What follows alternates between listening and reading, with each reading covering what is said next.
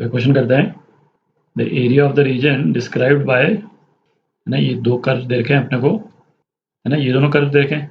अच्छा, पहला कर्व जो है वो तो सर्कल ही है, x square plus y square, मतलब अपन पहले तो रीजन लिख लेते हैं लेस देन इक्वल टू 1, और इससे रिलेटेड कर्व जो है वो क्या हो गया, x square plus y square is equal to 1, है ना, ये तो सर्कल ही है, इसको तो अपन इजीली ड्रॉ कर सकते हैं, है ना। दूसरा वाला देखते हैं, y square less than equal to 1 minus x, ठीक। तो अपना कर्व जो है बेसिकली क्या है, y square is equal to 1 minus x. तो पहले इसको विजुलाइज कर लेते हैं, है ना, सर्कल तो इजी है, तो ये एक्स, है ना, ये वाई। अच्छा, अब इसमें देखें, यदि तो वाई स्क्वायर यदि एक्स होता है ना, जैसे इस तरह के जो कर्व आए ना, तो जो स्टैंडर्ड कर्व जिनके ग्राफ अपने को अच्छे से मालूम है ना, उसी को एक बार विजुलाइज करके और फिर थोड़ा सा मैनिपुलेट करके आप देख लें, तो कर्व जो है ना वो इजीली बन जाता है, ठीक है। तो यदि y square is equal to x होता तो इसका ग्राफ तो अपने को मालूम ही किस तरह से जाता है ना, कुछ इस टाइप से जाता है, ठीक। अच्छा, अब वाई स्क्वायर इजिकल टू यदि माइनस एक्स होता है तो ये क्या हो जाएगा, ये बेसिकली रिवर्स हो जाएगा, मतलब ये टच कर रहा है यहाँ पे ओरिजिन को, ये रिवर्स हो जाएगा, मतलब ग्राफ जो है किस टाइप का बन जाएगा, इस टाइप का बन जाएगा, दिख रहा है। और हमने यहाँ पे क्या किया, बेसिकली 1 ऐड कर दिया, है ना, हमने 1 ऐड कर दिया, तो ये किस तरफ शिफ्ट हो जाएगा, है ना, राइट हैंड साइड में शिफ्ट हो जाएगा, है ना। वाई जीरो कब होगा, जब एक्स इज इक्वल टू 1, तो एग्जैक्टली सेम शेप का ग्राफ जो है राइट हैंड साइड में शिफ्ट कर गया 1 से, ठीक। तो ये ग्राफ जो है किस टाइप का हो जाएगा, कुछ इस टाइप का बन जाएगा, आप देख लें। तो कहने का मतलब है ना, इस तरह के ग्राफ आए तो जो आपका स्टैंडर्ड ग्राफ है उसको लेकर के थोड़ा सा मैनिपुलेट करने से, है ना, ग्राफ का करेक्ट शेप आ जाता है।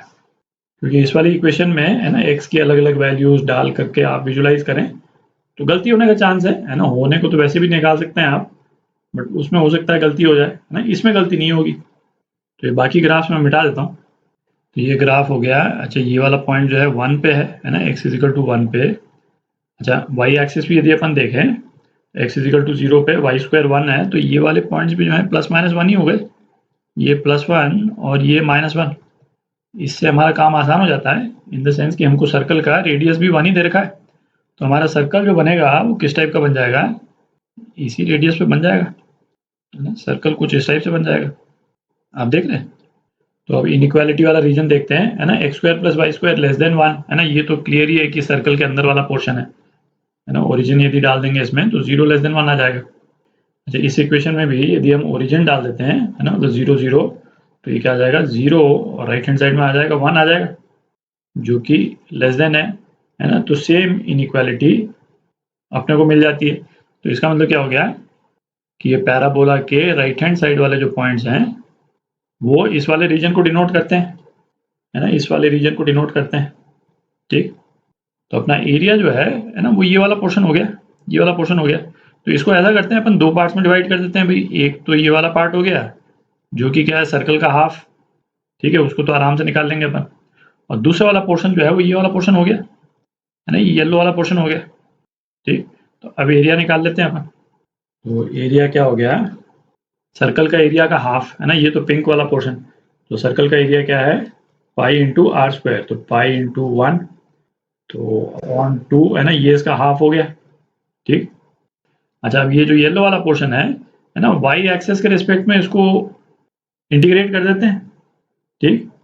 तो ये क्या हो जाएगा, है ना, 0 से 1, 0 से 1, एक्स क्या है 1 माइनस वाई स्क्वायर, तो 1 minus y square d y, ना, ये वाला पोर्शन क्या हुआ, ये वाला पोर्शन, ये केवल ऊपर वाला पोर्शन हो गया, है ना, ये वाला पोर्शन, तो इसको 2 से मल्टीप्लाई कर देते हैं, ठीक। तो ये क्या आ गया, pi by 2 plus twice y minus y cube by 3, तो ये हो गया, है ना, पाई बाई 2 प्लस, है ना, 0 से 1 आप डाल दें, 1 माइनस 1/3, है ना, 2/3, मतलब 4/3 हो गया, ठीक।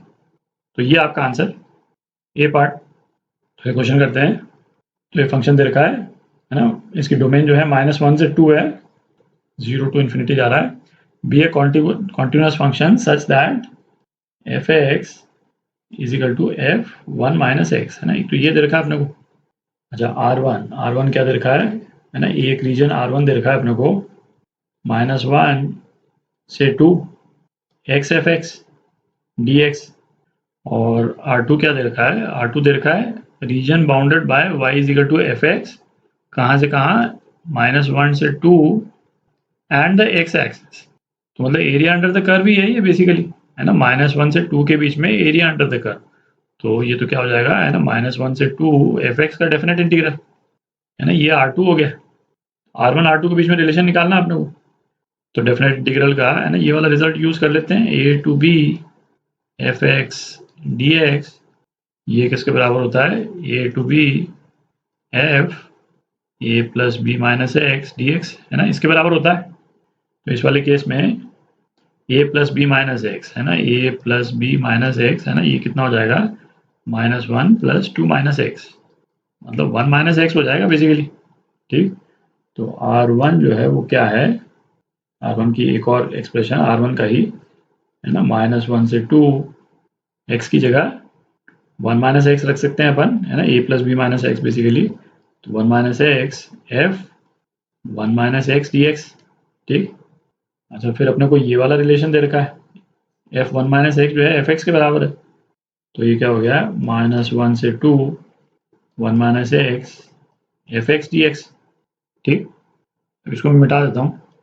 तो अब ये वाली जो इक्वेशन है ना, इसको 1 और इसको 2 मान लेते हैं, है ना, दोनों को ऐड कर देते हैं, तो क्या आ जाएगा, है ना, 2R1 ये किसके बराबर आ गया, x f x d x, और minus x f x d x, है ना, ये कैंसिल आउट हो जाएगा, तो अपने पास में क्या बच गया, -1 से 2 एफ एक्स डी एक्स, है ना, यही बच गया। तो क्या हो गया, है ना, 2R1, और ये क्या है, ये तो R2 ही है। ठीक, तो ये आपका आंसर सी पार्ट।